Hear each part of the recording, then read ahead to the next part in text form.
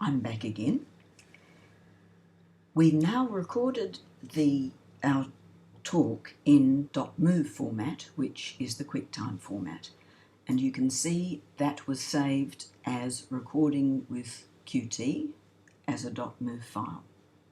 That can't be uploaded to the LMS, so we need to ask QuickTime to export it to a format that can. So we go to QuickTime,